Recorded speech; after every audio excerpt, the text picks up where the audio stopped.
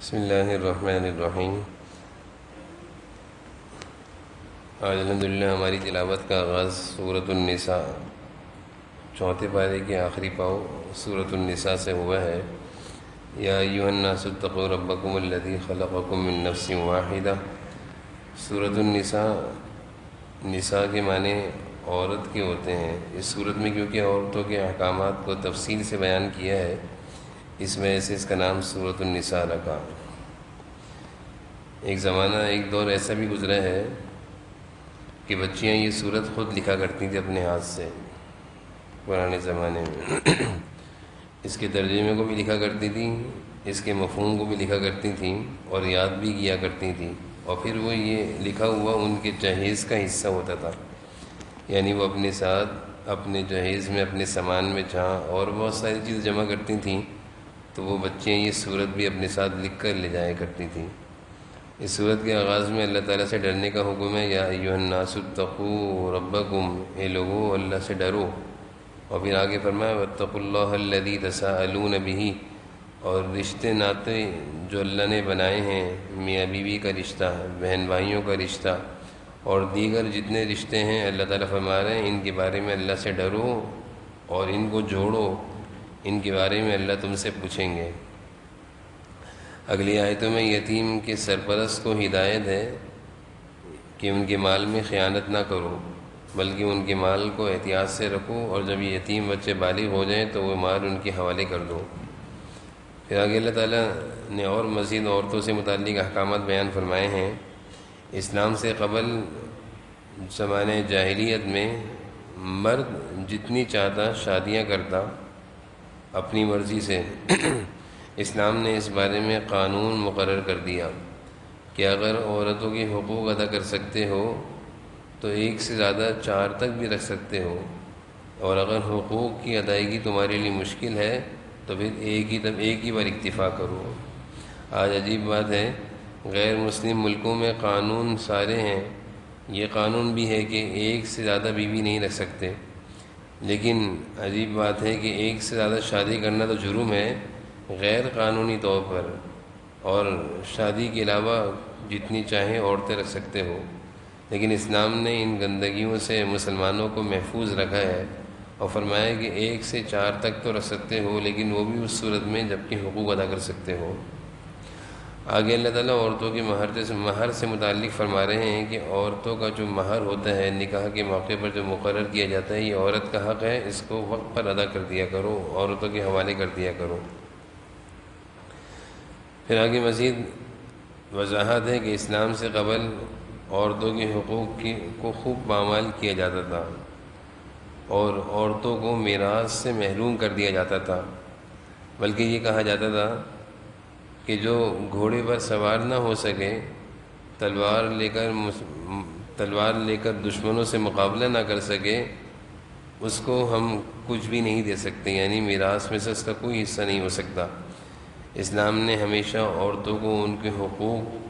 دلوائے ہیں اور عورتوں کے حقوق کو تحفظ دیا ہے۔ چنانچہ اللہ تعالیٰ نے پھر اس سے متعلق وضاحت سے بیان فرمایا کہ جس طرح میراث میں مرد کا حق ہے، اسی طرح عورتوں کا بھی حق ہے، بچوں کا بھی حق ہے۔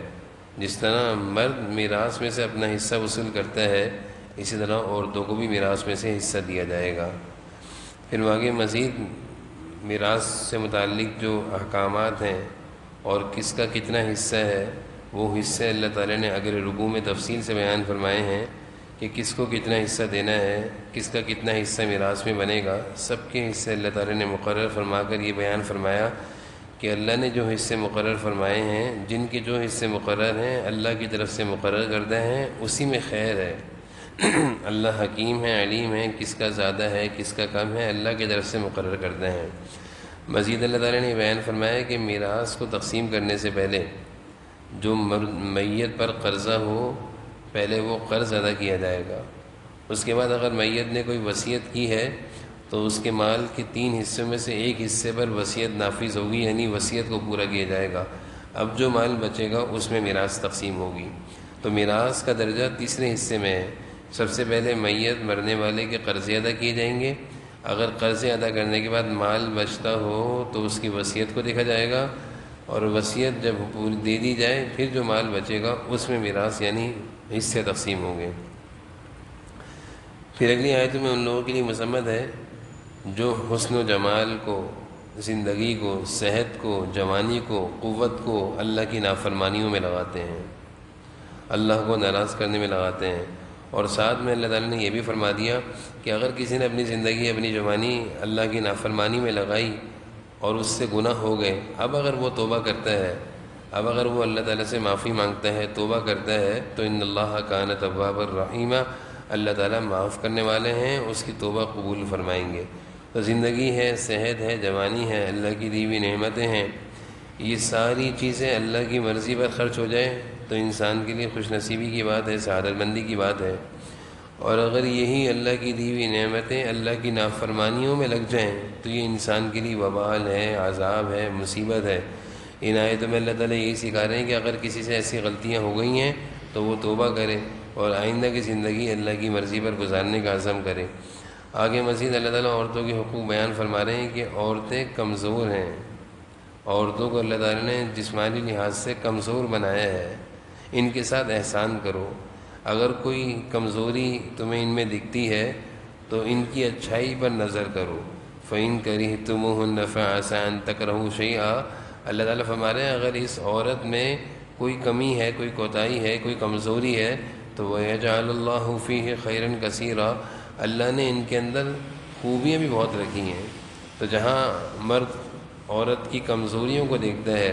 اللہ تعالیٰ عورتوں کے بارے میں سفارش کر رہے ہیں، اور قرآن کریم میں اللہ تعالیٰ نے کسی کی بھی سفارش نہیں کری۔ یہ عورت واحد صنف نازک ہے جس کے بارے میں اللہ تعالیٰ فرما رہے ہیں وَعَاشِرُوهُنَّ بِالْمَعْرُوفِ، ان کے ساتھ احسان کرو، ان کے ساتھ نرمی کا معاملہ کرو، ان کی خوبیوں پر نظر کرو، ان کی برائیوں پر درگزر کرو۔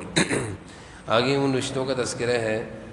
جن سے نکاح نہیں ہو سکتا، یعنی ایک مرد کے لیے ان رشتوں سے نکاح ممنوع ہے۔ ان میں سے اللہ تعالیٰ نے ذکر فرمایا امہاتکم، تمہاری مائیں، تمہاری بیٹیاں، تمہاری بہنیں، تمہاری پھوپھیاں، تمہاری خالائیں اور دیگر رضائی بہن بھائی، اور مزید اللہ تعالیٰ نے رشتوں کا ذکر فرمایا ہے جن سے کسی حالت میں نکاح کرنا جائز نہیں ہے۔ پھر اللہ تعالیٰ نے مرد و عورت میں، مرد کے اندر عورت کی قدرتی طور پر رغبت رکھی ہے، اسی طرح عورت نے مرد کی رغبت رکھی ہے۔ یہ اللہ تعالیٰ نے انسانی فطرت ہے، انسانی فطرت میں یہ چیز رکھی ہے۔ اس فطرت کے تقاضے کو پورا کرنے کے لیے اللہ تعالیٰ نے آسان سا راستہ بنایا ہے اور وہ ہے نکاح۔ اللہ تعالیٰ نے اس فطرت کو پورا کرنے کے لیے نکاح کو مقرر کیا ہے کہ نکاح کے ذریعے سے اپنی اس خواہش کو پورا کرو۔ اسلام نے مرد و عورت کی خواہش کا پورا خیال رکھا ہے، فطری طور پر جو خواہش رکھی اس کی تکمیل کا راستہ بھی اللہ تعالیٰ نے مقرر کر دیا ہے، نکاح ہے۔ اس کے علاوہ جو دوسرے طریقے اختیار کیے جاتے ہیں ان سے اسلام روکتا ہے۔ آگے اللہ تعالیٰ فرما رہے ہیں کہ اگر مرد عورت کے حقوق ادا کر سکتا ہے اور مہر ادا کر سکتا ہے تو وہ نکاح کرے، اور اگر مرد کو اپنی ذات پر بھروسہ نہ ہو کہ میں عورت پر ظلم کروں گا یا میں اس کے حقوق ادا نہیں کر سکوں گا تو اس کے لیے نکاح کرنے کی اجازت نہیں ہے۔ آگے اللہ تعالیٰ فرما رہے ہیں اہل ایمان کو حکم ہے کہ کبھی کسی کا مال چھین کر، چوری کر کے، قبضہ کر کے مت استعمال کرو۔ ایک مسلمان کی خوبی یہ ہونی چاہیے کہ وہ جس طرح کھانے پینے میں اس بات کا خیال رکھتا ہے کہ سڑی ہوئی اور خراب چیز اور گندی چیز نہیں استعمال کرتا، بلکہ جس چیز سے بدبو آ رہی ہو ایسی چیزوں کو وہ استعمال نہیں کرتا، اس سے زیادہ ضروری ہے کہ وہ استعمال سے پہلے یہ چیز دیکھے کہ جو میں چیز کھا رہا ہوں یہ جائز ہے، یہ حلال ہے، یہ میری ذاتی ہے، یہ کسی کا چھینا ہوا مال ہے، یہ چوری کیا ہوا مال ہے، یہ قبضہ کیا ہوا مال ہے۔ اللہ تعالیٰ نے قرآن کریم میں مختلف جگہوں پر مسلمانوں کو تعلیم دی ہے یا ایھا الذین آمنوا لا تأکلوا اموالکم بینکم بالباطل، کسی کا مال ناجائز طور پر قبضہ کر کے چھین کر مت کھایا کرو۔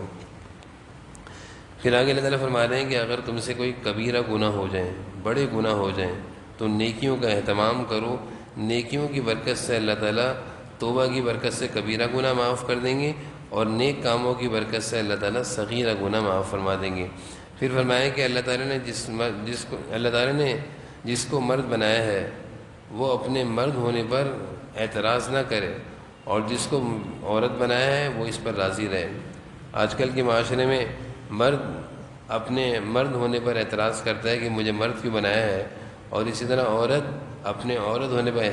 اعتراض کرتی ہے کہ مجھے عورت کیوں بنایا ہے۔ اللہ تعالیٰ فرمائے جس کو ہم نے جو بنایا ہے وہ اس پر راضی رہے۔ پھر آگے اللہ تعالیٰ گھر کی زندگی کو بیان فرما رہے ہیں کہ گھر کی زندگی یہ پورا ایک نظام ہے،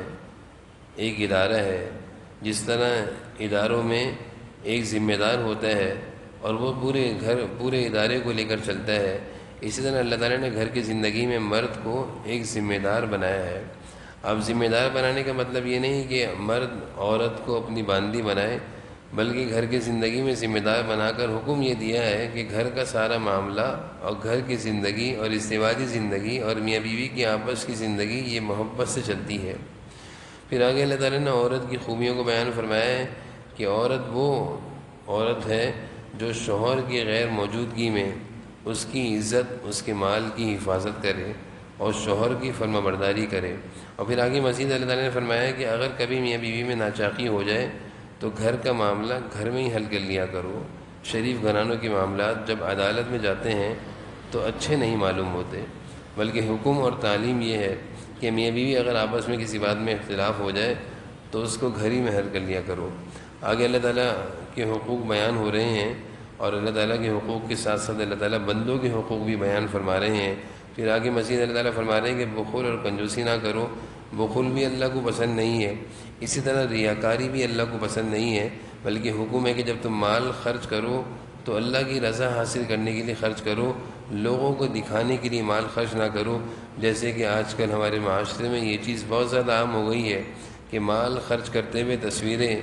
اور سیلفیاں اور مختلف ویڈیوز بنائی جاتی ہیں اور لوگوں میں اس کو مشہور کیا جاتا ہے۔ قرآنی تعلیمات کی یہ سراسر خلاف ہے۔ اللہ تعالیٰ فرما رہے ہیں ينفقون اموالهم رئاء الناس، لوگوں کو دکھانے کے لیے مال مت خرچ کرو، یہ مسلمانوں کا طریقہ نہیں ہے۔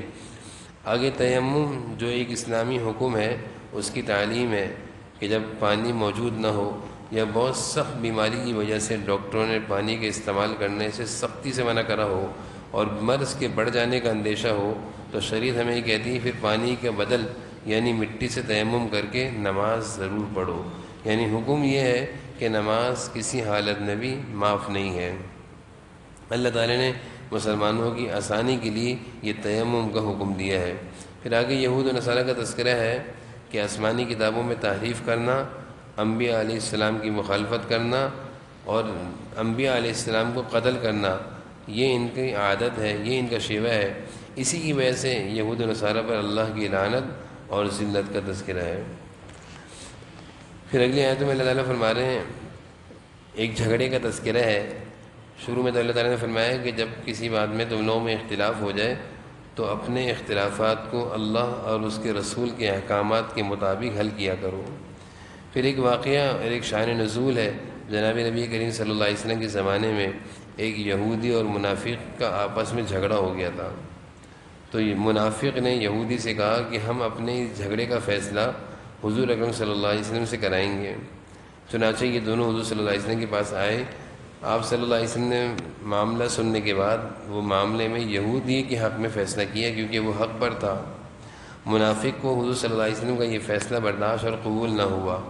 اور وہ اس یہودی سے کہنے لگا چلو عمر کے پاس چلتے ہیں، حضرت عمر کے پاس، اور عمر سے فیصلہ کروائیں گے۔ اور منافق یہ سمجھ رہا تھا کہ یہود کے بارے میں حضرت عمر بہت سخت ہیں تو وہ یقیناً میرے حق میں فیصلہ کریں گے۔ تو جب یہ دونوں حضرت عمر کے پاس گئے اور حضرت عمر کو سارا معاملہ بتایا، اور یہودی نے بعد یہ بھی کہہ دیا کہ اس بارے میں تمہارے نبی یعنی حضور صلی اللہ علیہ وسلم میرے حق میں فیصلہ کر چکے ہیں، اور یہ منافق وہ فیصلہ مانتا نہیں ہے اس لیے تمہارے پاس لے کر آیا ہے۔ حضرت عمر اندر گئے اور تلوار لے کر آئے اور اس تلوار سے اس منافق کی گردن اڑائی اور یہ کہا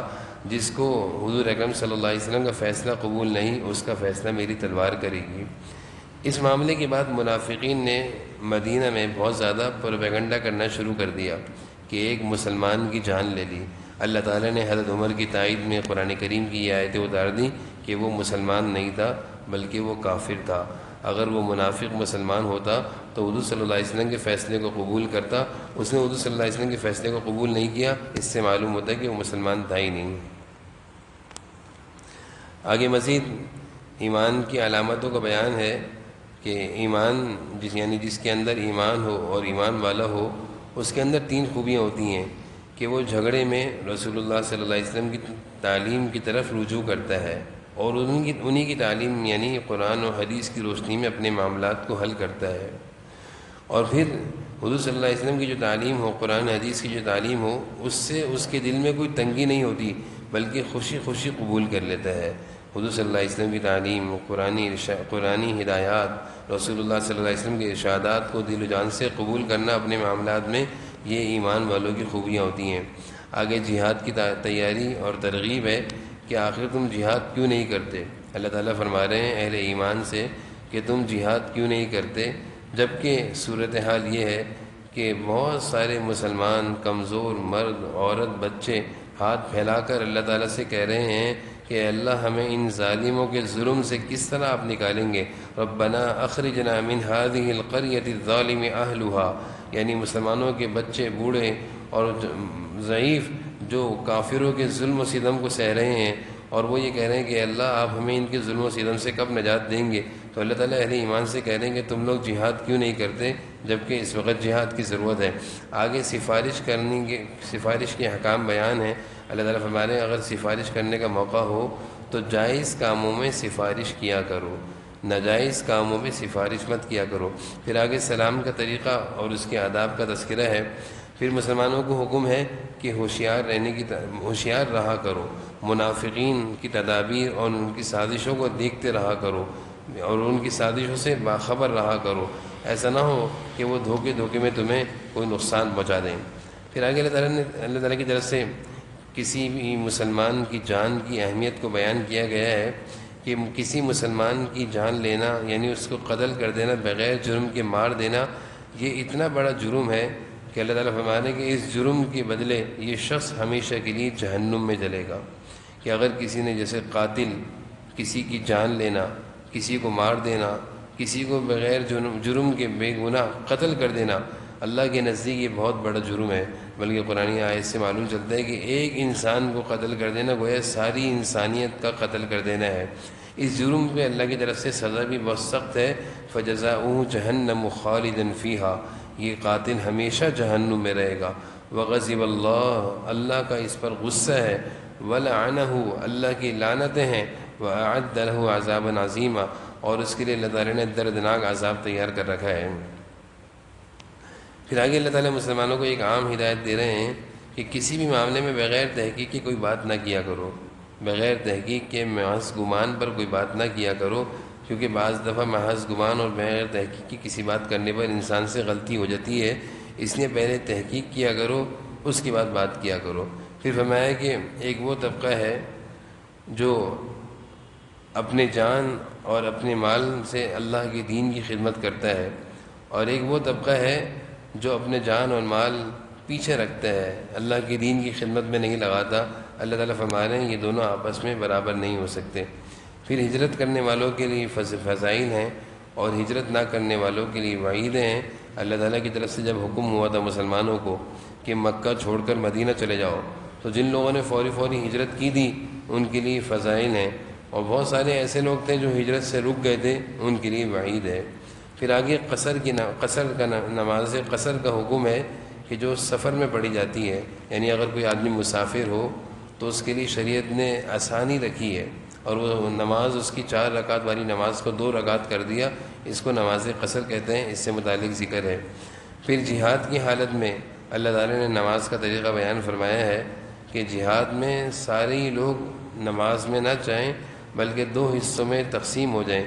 ایک حصے کے ایک جماعت کے لوگ جائیں، وہ نماز پڑھیں جماعت سے، اور ایک جماعت کے لوگ کافروں سے مقابلہ کرتے رہیں، یعنی یہ نہ ہو کہ سارے ہی جہاد کے میدان کو چھوڑ کر نماز میں چلے جائیں۔ اس سے معلوم چلتا ہے کہ جہاد ایک کتنا اہم فریضہ ہے اور کافروں سے مقابلہ ہے، اور کس قدر سخت مقابلہ ہوتا ہے، لیکن اس موقع پر بھی اللہ تعالی نے نماز کو معاف نہیں کیا اور چھوٹ نہیں دی، اور نہ ہی یہ کہا کہ بعد میں پڑھ لینا، بلکہ یہ کہا کہ 2 حصوں میں تقسیم ہو جاؤ، ایک جماعت جا کر نماز پڑھے، جب وہ آ جائے تو پھر دوسری جماعت چلی جائے۔ اگلی آیتوں میں اللہ تعالی نے حکم دیا ہے کہ اللہ کا ذکر کثرت سے کیا کرو اور ہر وقت کیا کرو، اٹھتے بیٹھتے چلتے پھرتے اللہ کا ذکر کیا کرو۔ حضرت عبداللہ بن عباس اس آیت کی روشنی میں فرماتے ہیں کہ اللہ تعالیٰ نے تمام فرائض کی کوئی نہ کوئی حد مقرر کی ہے، یعنی حج ہے، ایک دفعہ فرض ادا کر لیے حج ادا ہو گیا، نماز ہے، فرض نماز، اس کے رکعتیں مقرر ہیں، لیکن ذکر اللہ کے ذکر کی کوئی تعداد مقرر نہیں، جتنا چاہے انسان اللہ کا ذکر کرے۔ پھر آگے فرمایا کہ اگر کسی سے کوئی گناہ ہو جائے تو وہ اللہ تعالیٰ سے توبہ کر لیا کرے، اور اللہ تعالیٰ توبہ کرنے پر اللہ تعالیٰ گناہ معاف فرما دیں گے۔ اور بعض دفعہ ایسا بھی ہوتا ہے کہ انسان سے کوئی غلطی ہو جاتی ہے، پھر وہ اپنی غلطی دوسرے پر ڈالتا ہے۔ اس چیز سے روکا جا رہا ہے کہ اپنی غلطی کسی دوسرے پر مت ڈالو۔ کسی دوسرے پر الزام لگانا، اس کو قرآنی تعلیم میں بہتان کیا ہے، جو کہ بہت سخت گناہ ہے۔ پھر آگے سرگوشی کے حکام بیان ہو رہے ہیں کہ اگر تم آپس میں بیٹھے ہوئے ہو اور دو چار لوگ اور بھی بیٹھے ہوئے ہوں تو ایک کے ساتھ مل کر کان میں کوئی خاص بات مت کرو جس سے دوسرے کو شک پڑے کہ میرے خلاف کوئی بات کر رہا ہے۔ اور اگر کوئی سرگوشی کرنی ہی ہے تو سرگوشی کسی اچھے بات کی کرو، کسی کے خلاف کوئی غلط نہ کرو۔ یعنی اگر کان میں کسی سے کوئی بات کرنی ہی ہے تو کوئی اچھی بات کرو، کسی کی برائی، کسی کی غیبت نہ کرو۔ پھر آگے اللہ تعالیٰ نے فرمایا کہ شیطان انسان کا دشمن ہے اور وہ اس کو مختلف طریقے سے گمراہ کرتا ہے، اور گمراہ کرنے کے اس کے پاس بہت سارے راستے ہیں، وہ مختلف راستے اختیار کرتا ہے۔ لیکن ذکر، اللہ کا ذکر، یہ ایک ایسا ہتھیار ہے کہ شیطان اس ہتھیار سے رک جاتا ہے، اس ہتھیار سے شیطان ڈرتا ہے اور وہ ذکر کرنے والے کو گمراہ نہیں کر سکتا۔ پھر آگے فرمایا کہ ایمان اور اعمال صالحہ کی زندگی اختیار کرنے والا مرد ہو یا عورت ہو، اللہ تعالیٰ دونوں سے راضی ہوتے ہیں۔ یعنی اگر مرد ہے وہ ایمان اور اعمال صالحہ کی زندگی اختیار کر کے اللہ کا قرب حاصل کر سکتا ہے، تو عورتیں بھی ایمان اور نیک اعمال کی زندگی اختیار کر کے وہ بھی اللہ کا قرب حاصل کر سکتی ہیں، وہ کسی چیز میں پیچھے نہیں ہیں۔ پھر آگے مزید عورتوں سے متعلق احکام ہیں کہ مرد کسی عورت کو کسی نکاح پر مجبور نہ کرے، بلکہ عورت کی رائے اور اس کے اختیار کا پوری رعایت رکھنی چاہیے، اور اس سے پوچھ لینا چاہیے کہ جہاں تمہارا نکاح کیا جا رہا ہے تمہیں مجبور نہیں کیا جا رہا، بلکہ تمہاری رائے ہو تو نکاح کیا جائے گا۔ پھر آگے فرمایا کہ گواہی دینے کا وقت ہو تو گواہی دینے میں انصاف کے ساتھ صحیح گواہی دینی چاہیے، اور اگر کبھی گواہی کسی قریبی رشتہ دار کے خلاف ہی دینی ہو تو صحیح گواہی دو، چاہے وہ قریبی رشتہ دار کیوں نہ ہو۔ پھر آگے اللہ تعالیٰ نے اہل ایمان سے کہا کہ یا ایھا الذین آمنوا آمنوا، اے ایمان والو اپنے ایمان میں کمال پیدا کرو، اپنے ایمان میں حقیقت پیدا کرو، اپنے ایمان میں چاشنی اور لذت پیدا کرو، یعنی اس میں مضبوطی لے کر آؤ۔ ایمان جس قدر مضبوط ہوگا اس قدر اس کے نتائج اور اس کے ثمرات بہت اچھے ہوں گے، اور اگر ایمان کمزور ہوا تو پھر انسان اس کے نتائج اور ثمرات کو نہیں پاتا۔ پھر آگے ان لوگوں کی مذمت ہے جو کافروں سے دوستی لگاتے ہیں، اور دوستی بھی اس امید پر لگاتے ہیں کہ ہم ان سے دوستی لگائیں گے تو ہمیں عزت ملے گی۔ بہت ساری دوستیاں اس کی بنیاد یہی ہوتی ہے کہ ہمارا نام بلند ہو جائے گا کہ فلاں سے ہماری دوستی ہے، جبکہ وہ کافر ہے۔ اللہ تعالیٰ نے فرمایا ایبتغون عندہم العزہ فإن العزة للہ جمیعا، تم عزت چاہتے ہو اور عزت کے لیے تم کافروں سے دوستی کا ہاتھ بڑھا کر سمجھتے ہو تمہیں عزت مل جائے گی۔ عزت تو اللہ کے ہاتھ میں ہے، اللہ جس کو چاہے جتنی چاہے عزت دیتے ہیں۔ پھر آگے منافقین کی حالت کو بیان فرمایا ہے، اور منافقین کا جو انجام ہے جہنم، اس کا تذکرہ ہے، اور منافقین کی بری عادتوں کا تذکرہ ہے کہ یخادعون اللہ وہو خادعہم، یہ اللہ کو بھی دھوکہ دیتے ہیں۔ اور پھر آگے ان کی بری عادتوں میں سے کہ نماز کے بارے میں سستی کرتے ہیں، اور ریاکاری ان کے اندر بہت ہوتی ہے، دکھاوا، اور اللہ کا ذکر بالکل نہیں کرتے۔ مسلمانوں کو تعلیم و ترغیب یہ ہے کہ اپنے اندر نماز میں چستی پیدا کرو، اور کوئی عمل بھی کرنا ہو اللہ کے لیے کرو اور کثرت سے ذکر کرو۔ اللہ تعالیٰ ہم سب کو عمل کی توفیق نصیب فرمائے۔